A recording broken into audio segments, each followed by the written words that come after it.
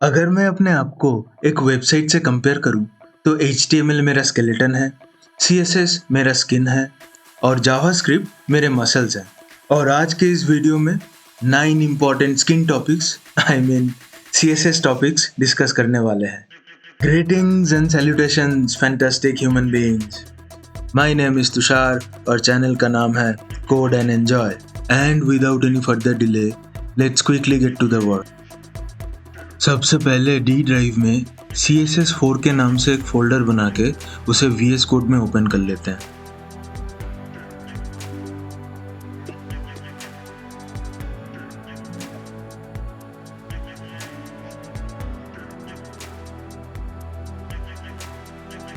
यहाँ पे एक index.html फाइल बनाते हैं और बॉयलर प्लेट जनरेट करते हैं।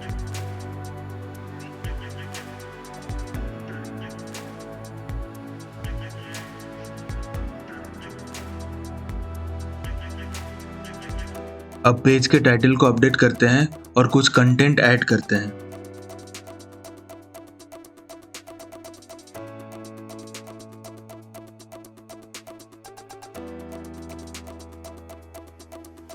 तो अभी हमारा ये सिंपल वेबसाइट रेडी हो चुका है। नाउ लेट्स अज्यूम हमें एक टास्क मिला है कि इस हेडिंग को सेंटर में करना है और इस पैराग्राफ का कलर ब्लू करना है। तो इस टास्क को हम 3 तरीके से कंप्लीट कर सकते हैं। पहला अप्रोच स्टाइल एट्रीब्यूट को यूज करके। इस अप्रोच को इनलाइन CSS बोलते हैं।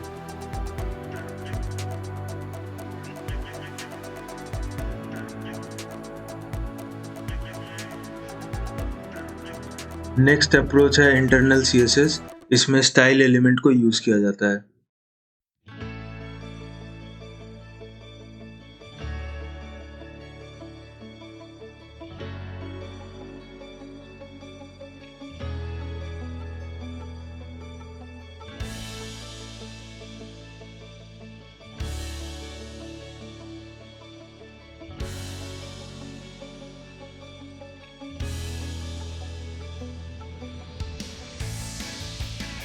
तीसरा अप्रोच है एक्सटर्नल CSS।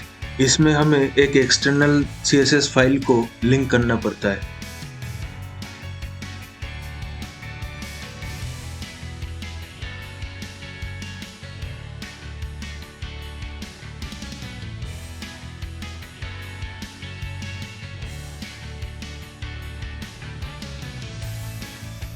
एक HTML एलिमेंट को स्टाइल करने के लिए CSS सिलेक्टर के थ्रू उसे टारगेट किया जाता है। जैसे ये H1 एक CSS सिलेक्टर है, ये P एक CSS सिलेक्टर है, यहाँ से लेके यहाँ तक एक डिक्लेरेशन ब्लॉक है, ये भी एक डिक्लेरेशन ब्लॉक है, ये एक CSS प्रॉपर्टी है और ये उसका वैल्यू है। यहाँ पे भी ये CSS प्रॉपर्टी है और उसका वैल्यू है। CSS सिलेक्टर्स को 5 कैटेगरीज में डिवाइड किया जा सकता है: attribute, simple, combinator, pseudo elements, pseudo classes. CSS box model एक ऐसा मॉडल है जो हर एक HTML एलिमेंट को एज ए बॉक्स ट्रीट करता है और हर एक बॉक्स के पास मेनली 4 चीज़ें होती है: margin, border, padding and content. Box model को और अच्छे से समझने के लिए क्रोम डेवटूल्स को यूज़ कर सकते हैं। तो सबसे पहले हमारे इस कस्टम CSS को यहाँ से रिमूव करते हैं। फिर ब्राउज़र से F12 के मदद से डेवटूल्स को ओपन करते हैं। तो यहाँ पे हमारा सोर्स कोड है, ये एलिमेंट का बॉक्स मॉडल है और यहाँ पे यूज़र एजेंट स्टाइल शीट है।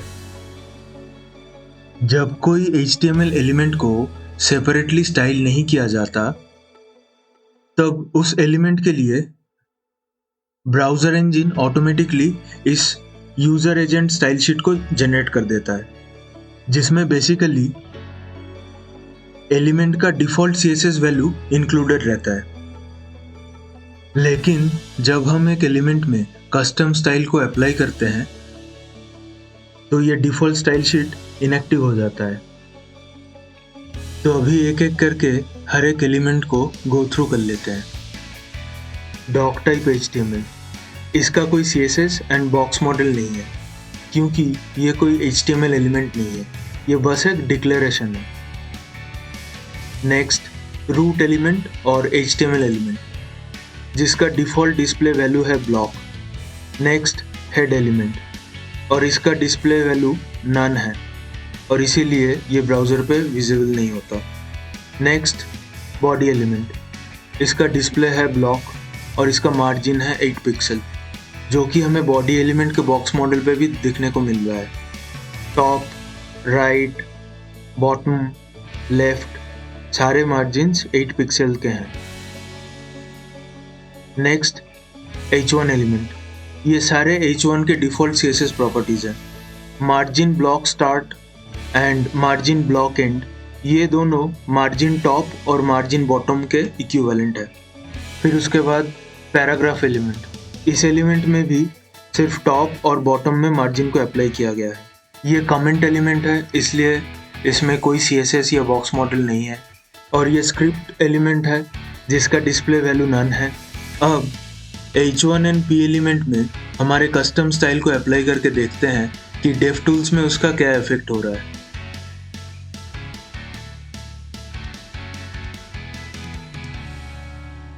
तो हमारा एक्सटर्नल स्टाइल शीट ब्राउज़र में डिटेक्ट हो चुका है।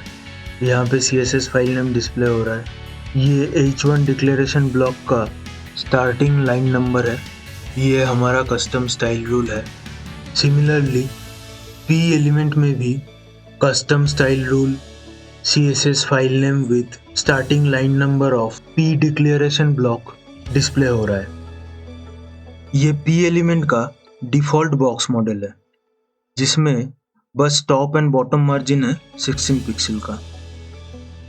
एलिमेंट का टोटल विड्थ निकालने के लिए कंटेंट विड्थ के साथ left margin border padding and right margin border padding के विड्थ को ऐड करना होता है।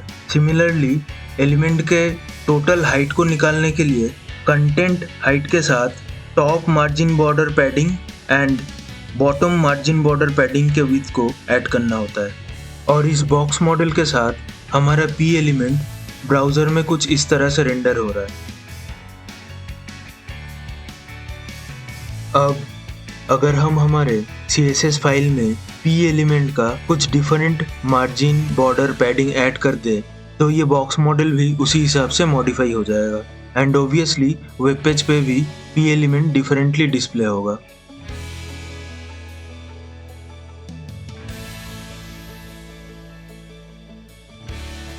बॉक्स मॉडल फंडामेंटल्स को हम जितना अच्छे से समझेंगे, HTML एलिमेंट्स को भी उतने अच्छे से मैनिपुलेट कर पाएंगे। टिपिकली एक ब्लॉक लेवल एलिमेंट में विड्थ को तब सेट किया जाता है जब हम चाहते हैं कि वो एलिमेंट एंटायर अवेलेबल विड्थ को ऑक्यूपाई ना करे। तो ये P एलिमेंट का एग्जांपल ले लेते हैं। देखते हैं बाय डिफ़ॉल्ट ये कितना विड्थ ऑक्यूपाई कर रहा है, और इसके लिए हमें P एलिमेंट में बस एक बॉर्डर को सेट करना होगा। क्योंकि P एलिमेंट एक ब्लॉक लेवल एलिमेंट है, इसलिए इस एलिमेंट ने एंटायर अवेलेबल विड्थ को ऑक्यूपाई कर लिया है। अब अगर हम इस पैराग्राफ के विड्थ को रिड्यूस करना चाहे तो हम विड्थ प्रॉपर्टीज को यूज कर सकते हैं। लेकिन कभी अगर एक एलिमेंट का विड्थ ब्राउज़र विंडो के विड्थ से ज़्यादा होता है, तब ब्राउज़र ऑटोमेटिकली एक हॉरिजॉन्टल स्क्रॉल बार को ऐड कर देता है, जो कि रेस्पॉन्सिवनेस के पॉइंट ऑफ व्यू से एक प्रॉब्लम है।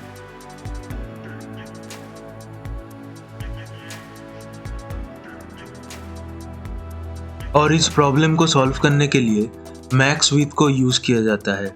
इससे एक HTML एलिमेंट अवेलेबल स्पेस में ऑटोमेटिकली रिसाइज एंड फिट हो जाता है।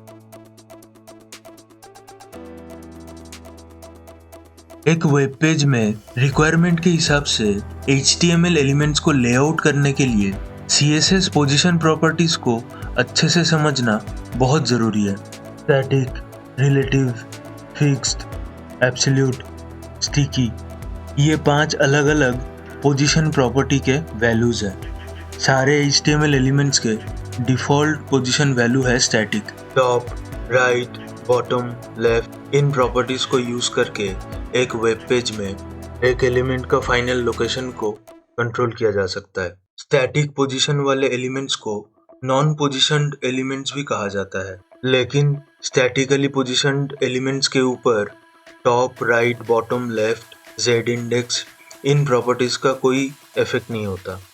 Non positioned and positioned elements के बिहेवियर को समझने के लिए हमें ज़रूरत होगी पेरेंट एंड चाइल्ड एलिमेंट की।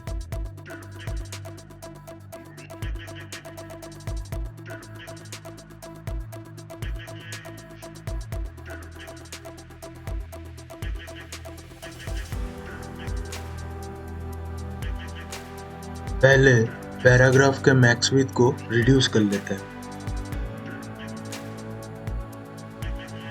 Right now article and paragraph दोनों का पोजीशन वैल्यू स्टैटिक है और ये दोनों एलिमेंट अपने अपने नॉर्मल पोजीशन में डिस्प्ले हो रहे हैं। और अगर हम चाहते हैं कि ये पैराग्राफ एलिमेंट अपने नॉर्मल पोजीशन से 100 पिक्सल नीचे डिस्प्ले हो, तो सबसे पहले P एलिमेंट के पोजीशन वैल्यू को स्टैटिक से रिलेटिव में कन्वर्ट करना होगा और टॉप प्रॉपर्टीज को यूज करना होगा।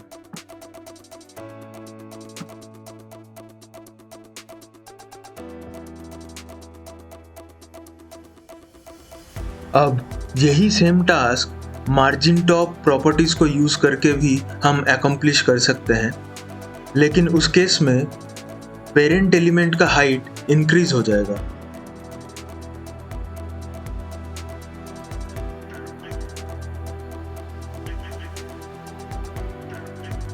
वेब पेज में एक एलिमेंट को एक बार डिजायरेबल लोकेशन में प्लेस करने के बाद अगर उसके पोजीशन वैल्यू को चेंज करके फिक्स्ड कर दिया जाए तो वो एलिमेंट हमेशा उसी लोकेशन में डिस्प्ले होगा पेज को स्क्रॉल करने के बाद भी।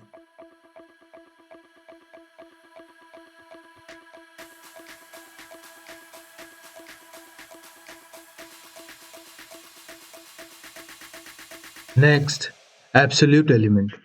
एक absolute element either relative to the nearest positioned ancestor होता है और relative to the document body होता है। जब एब्सोल्यूट एलिमेंट का कोई पोजीशनड एंसेस्टर नहीं होता है। इसको डिटेल में समझने के लिए बॉडी एलिमेंट में एक बॉर्डर सेट करेंगे, आर्टिकल एलिमेंट का पोजीशन वैल्यू रिलेटिव करेंगे और पैराग्राफ के पोजीशन को एब्सोल्यूट करेंगे।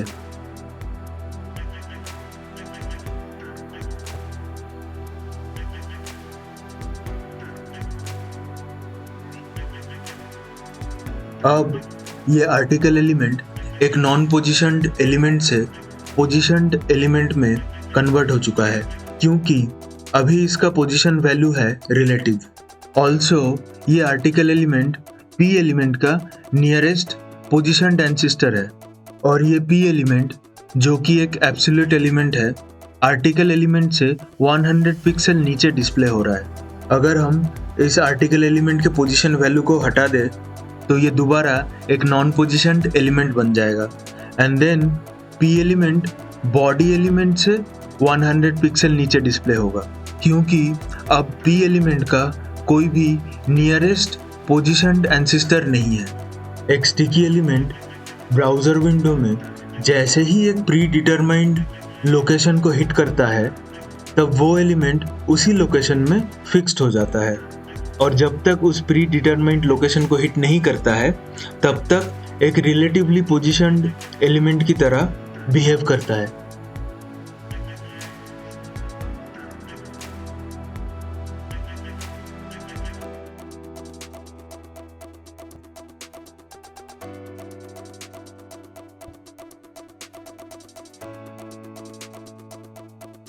टॉप 0 पिक्सल आर्टिकल एलिमेंट का एक प्री डिटरमाइंड लोकेशन है। मतलब पेज को स्क्रॉल करने से आर्टिकल एलिमेंट जब भी पेज के टॉप में पहुंच जाएगा तब वो वहीं पे फिक्स्ड हो जाएगा।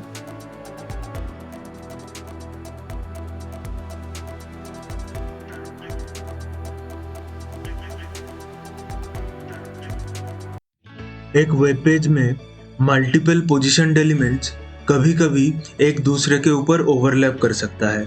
ऐसे सिचुएशन में कौन सा एलिमेंट फ्रंट में डिस्प्ले होगा और कौन सा एलिमेंट उसके पीछे डिस्प्ले होगा, ये डिटरमाइन करने के लिए जेड इंडेक्स प्रॉपर्टी को यूज किया जाता है। हायर जेड इंडेक्स वैल्यू वाला एलिमेंट फ्रंट में डिस्प्ले होता है और लोअर जेड इंडेक्स वैल्यू वाला एलिमेंट उसके पीछे डिस्प्ले होता है। जेड इंडेक्स प्रॉपर्टी के बिहेवियर को समझने के लिए इस सेक्शन एलिमेंट को रिमूव करेंगे और एक इमेज को पेज के साथ लिंक करेंगे।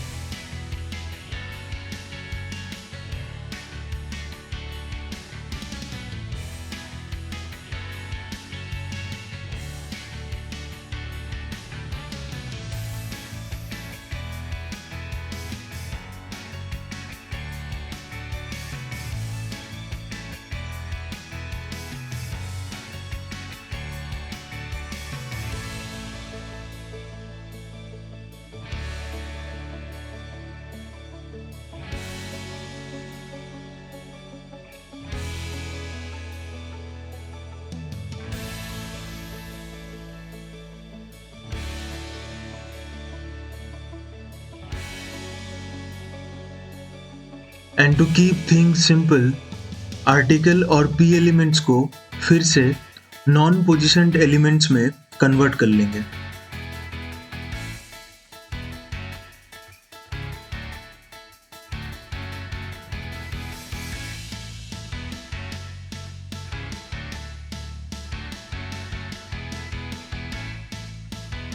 अब इस पेज के करंट लेआउट को एक बार क्विकली समझ लेते हैं। तो सबसे पहले है बॉडी एलिमेंट, जिसका बॉर्डर ब्लू है और बॉडी एलिमेंट का 3 डायरेक्ट चिल्ड्रन है, H1, आर्टिकल और ये इमेज। पी एलिमेंट आर्टिकल का डायरेक्ट चाइल्ड है और बॉडी एलिमेंट का इनडायरेक्ट चाइल्ड है। अभी सारे एलिमेंट अपने अपने नॉर्मल पोजीशन में डिस्प्ले हो रहे हैं और कोई भी एक दूसरे के ऊपर ओवरलैप नहीं कर रहा है, लेकिन जेड इंडेक्स को यूज करने के लिए एलिमेंट्स का ओवरलैप होना जरूरी है। तो चलिए ओवरलैप करवाते हैं।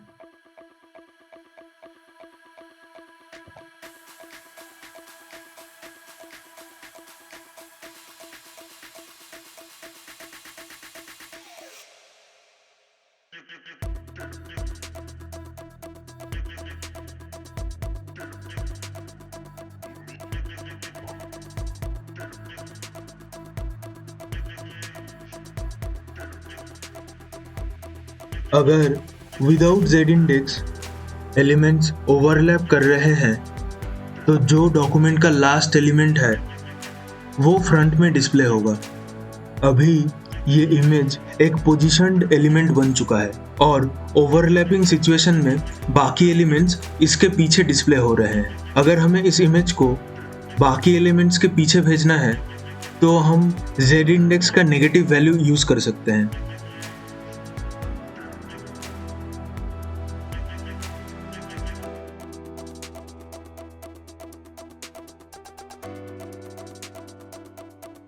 नाउ लेट्स अज्यूम इस आर्टिकल एलिमेंट को हमें बिहाइंड द इमेज डिस्प्ले करवाना है।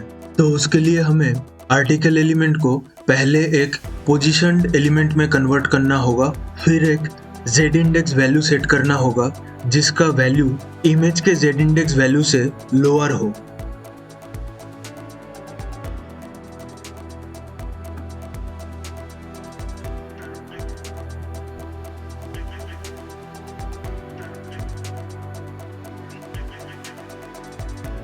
हमें हमेशा याद रखना चाहिए कि जेड इंडेक्स वाला ये feature only positioned elements and flex items के साथ ही कंपेटेबल है।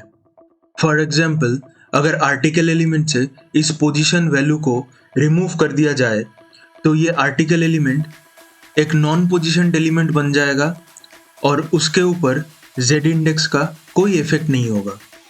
ड्यूरिंग डेवलपमेंट अक्सर ऐसा होता है कि हम एक नॉन पोजीशन्ड एलिमेंट को पोजीशन्ड एलिमेंट में कन्वर्ट करना भूल जाते हैं और जेड इंडेक्स को अप्लाई करते रहते हैं और हमें डिज़ायर्ड रिजल्ट नहीं मिलता है। CSS यूनिट्स को यूज़ करके एक HTML एलिमेंट का कस्टम लेंथ को डिफाइन किया जा सकता है। कुछ CSS प्रॉपर्टीज़ के लिए नेगेटिव लेंथ वैल्यू परमिटेड है, CSS यूनिट्स दो तरह के होते हैं, absolute and relative. Absolute length units fixed होते हैं और डिजिटल स्क्रीन्स के लिए रिकमेंडेड नहीं होते हैं। बिकॉज इमेजिन एक पी एलिमेंट का विड्थ हमने 5 इंच सेट कर दिया, तो वो एलिमेंट बिगर स्क्रीन्स जैसे कि डेस्कटॉप्स, लैपटॉप्स, इनमें तो आराम से रेंडर हो जाएगा, लेकिन स्मॉलर स्क्रीन्स जैसे कि स्मार्टफोन्स में पार्शियली डिस्प्ले होगा। हालांकि पिक्सल एक एब्सोल्यूट लेंथ यूनिट है, लेकिन pixels relative to the viewing device होता है। रिलेटिव यूनिट्स फिक्स्ड नहीं होते हैं और डिजिटल स्क्रीन्स के लिए रिकमेंडेड होते हैं। हमें अपने प्रोजेक्ट्स में max to max relative units को ही यूज़ करना चाहिए। EM एंड REM यूनिट्स सबसे ज़्यादा प्रैक्टिकल और स्केलेबल होता है। जब एक responsive and flexible web layout बनाने की ज़रूरत होती है, तब फ्लेक्सबॉक्स लेआउट मॉड्यूल एक डेवलपर के जॉब को सिंप्लीफाई कर देता है। फ्लेक्सबॉक्स से पहले रिस्पॉन्सिव लेआउट बनाने के लिए पोजीशनिंग या फिर प्लॉट का यूज़ किया जाता था। जब हम एक HTML एलिमेंट के डिस्प्ले प्रॉपर्टी को फ्लेक्स पर सेट करते हैं, तो वो एलिमेंट एक फ्लेक्स कंटेनर में ट्रांसफॉर्म हो जाता है और फ्लेक्स कंटेनर के अंदर के सारे आइटम्स इंस्टेंटली फ्लेक्स आइटम्स बन जाते हैं।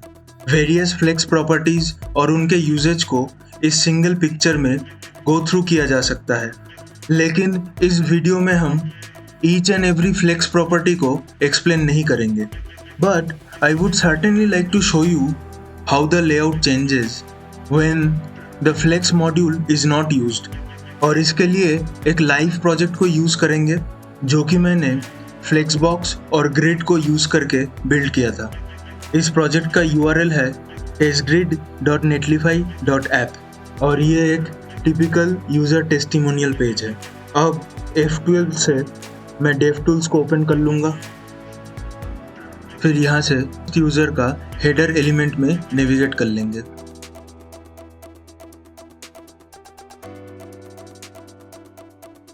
ये हेडर एलिमेंट एक फ्लेक्स कंटेनर है।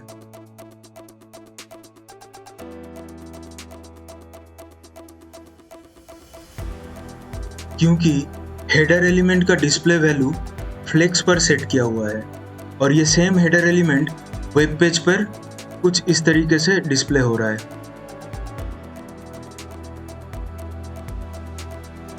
और इस फ्लेक्स कंटेनर का 2 फ्लेक्स आइटम्स हैं, ये image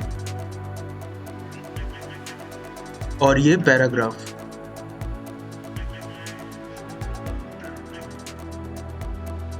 B element block level element है, लेकिन फ्लेक्सबॉक्स को यूज करने के बाद इमेज और पैराग्राफ दोनों element side by side display हो रहे हैं।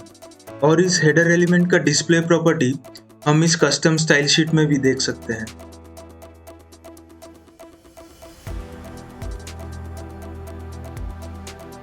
अब अगर इस हेडर एलिमेंट में फ्लेक्सबॉक्स को डिसेबल कर दिया जाए, then it will not be a flex container anymore और वेब पेज में भी हेडर एलिमेंट का लेआउट चेंज हो जाएगा।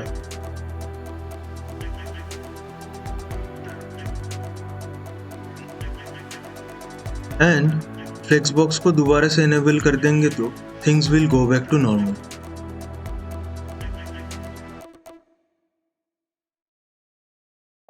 एक HTML एलिमेंट के डिस्प्ले प्रॉपर्टी को ग्रिड पर सेट करने पे वो एलिमेंट एक ग्रिड कंटेनर बन जाता है और ग्रिड कंटेनर के सारे डायरेक्ट चिल्ड्रन ग्रिड आइटम्स बन जाते हैं।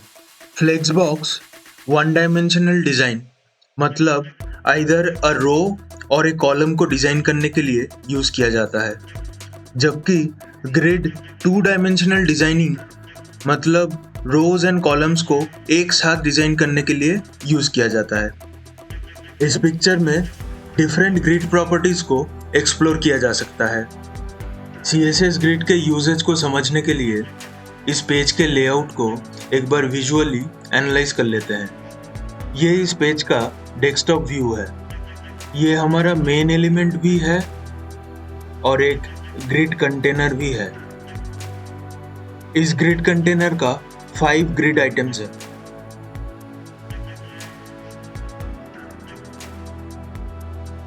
and this grid container is divided into 4 columns and 2 rows.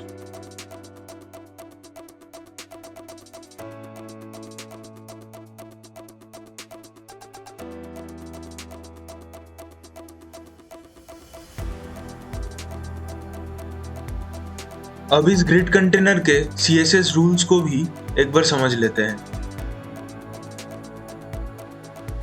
Main element का डिस्प्ले है grid,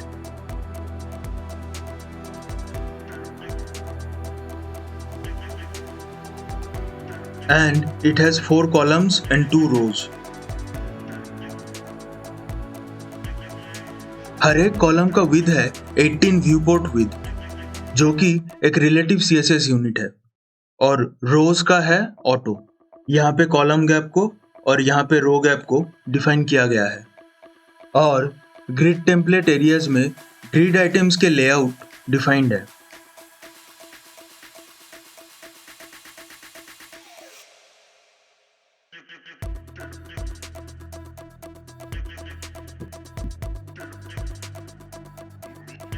And the same layout is also implemented in the web page.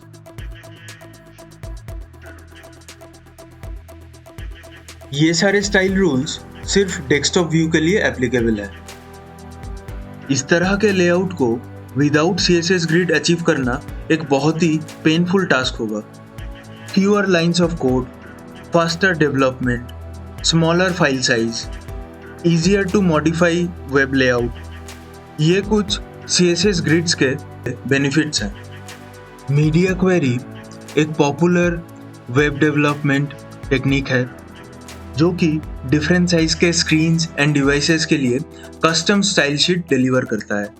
Web page में optimum layout को present करने के लिए media query break point rules के हिसाब से वेब कंटेंट्स अपने आप को एडजस्ट कर लेता है, लेकिन हर एक डिवाइस के लिए एक प्रिसाइज ब्रेक पॉइंट को एस्टेब्लिश करना एक चैलेंजिंग टास्क है, बिकॉज दुनिया में ढेर सारे साइज के स्क्रीन्स एंड डिवाइसेस हैं, and to keep things simple in typical break points को यूज़ किया जाता है।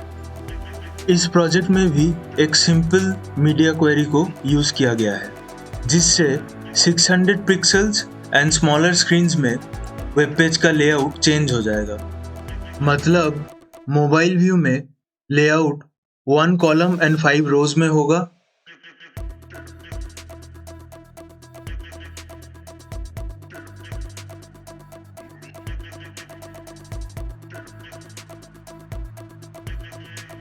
और डेस्कटॉप व्यू में 4 कॉलम्स एंड 2 रोज में होगा।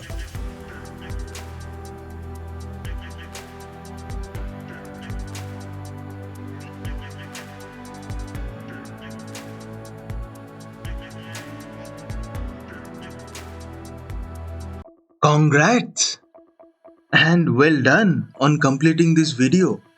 As a wrap up, it's worth noting that CSS was created by Hakon William Lee, who played a vital role in shaping the web as we know it today. And while there are many libraries and frameworks out there, understanding vanilla CSS is a very powerful skill that will definitely set you apart as a front-end developer. This is Tushar from Code and Enjoy, and I thank you very much for your time and attention.